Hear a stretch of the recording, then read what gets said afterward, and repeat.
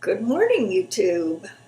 Actually, I'm making this on Saturday night, but by the time most of you see it, it might be Sunday.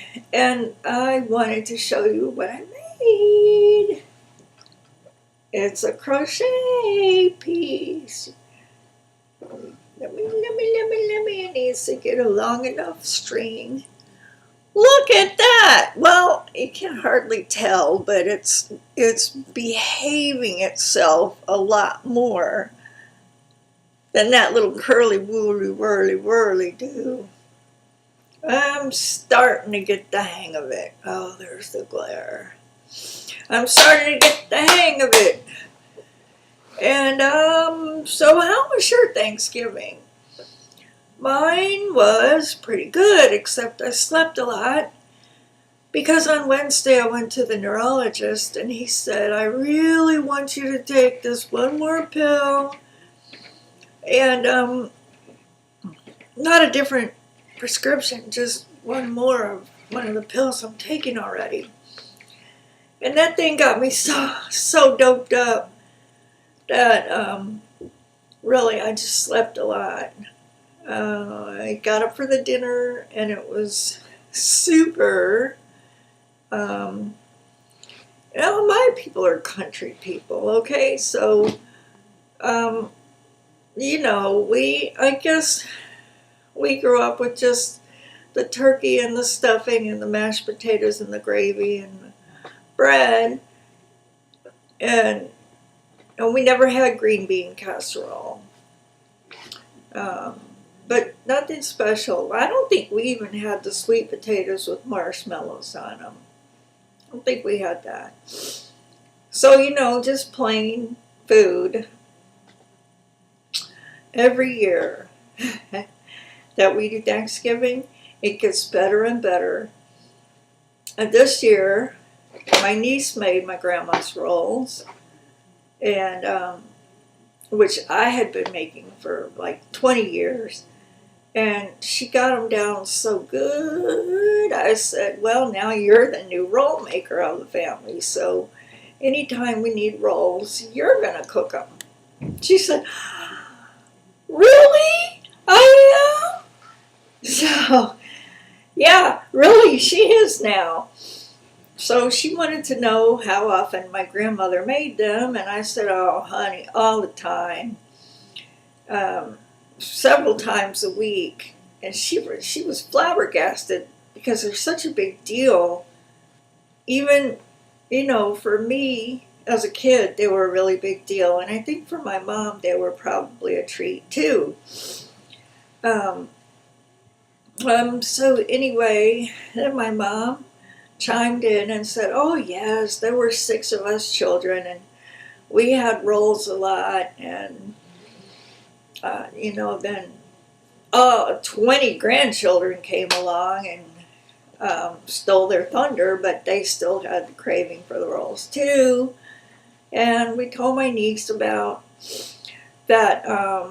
One of my uncles, my remaining uncle, makes them, and my aunt makes them. And my aunt has actually won prizes at the county fair, I think twice. So they are a big deal. So it was an honor to pass it on to her. Now she has my grandmother's wedding ring and my grandmother's rolls recipe. And so then she asked me for a story about the rolls. And I said, oh, I have 2 of them. And, the first one was my niece wanted to know about how often my grandmother made the rolls. And I said, whenever there were a bunch of people over, all the aunts and uncles and everything, it was a given that she was going to make rolls, and which was quite often. And I said, well, one day, we were going to have, the family was going to come over for dinner, which was served at noon, right? Because we're from the South, right? And so she made rolls, and my uncle was running late because he owned a pharmacy, so he couldn't close up and be there in time for dinner. So my grandmother set him out some rolls on a plate because she didn't want everybody to polish them off, which we would have done. So all the grown-ups were at the really big table in the dining room, and all the children were at the really big table in the kitchen. And I don't know what had gotten into my grandmother's head, but she brought in that plate of rolls and put it where she had set a place for my uncle because there was no room for him at the grown-up table. And she said, "Now don't touch these rolls. These are for your Uncle Dyke." And I said, "Hi, do you think that's going to happen?" But this is in my head, right? It was in all of our heads. So, we just were raucous and rowdy and loud and everything, and they didn't suspect anything, and I was sitting right next to the plate. So I don't know if it was me or the person on the other side of the plate, but one of us kind of reached over and took one. Okay.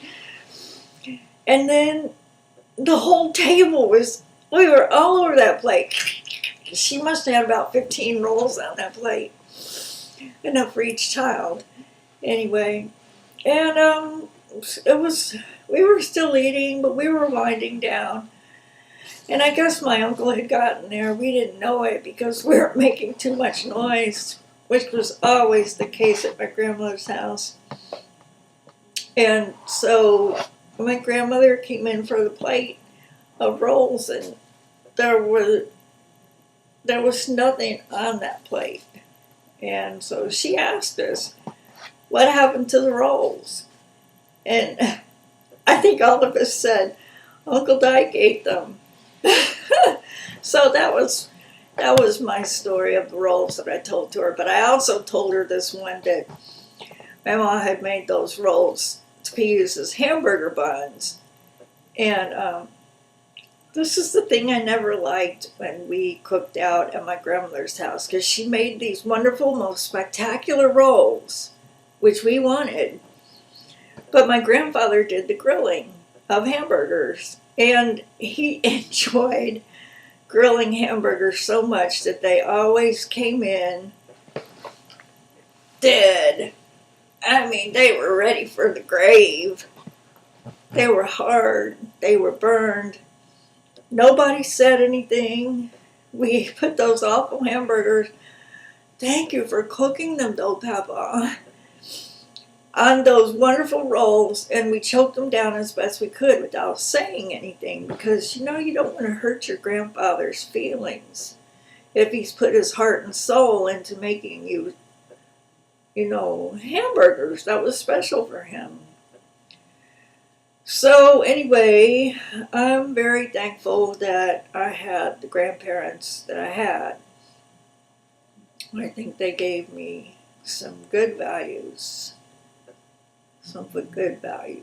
So anyway, it's Sunday, and I hope you all have a good week, and I hope you all had a good Thanksgiving. And to all my Canadian friends, 2 weeks ago, I hope you had a good Thanksgiving. Sorry I forgot to mention it on some other of my videos, but I hope it's not too late.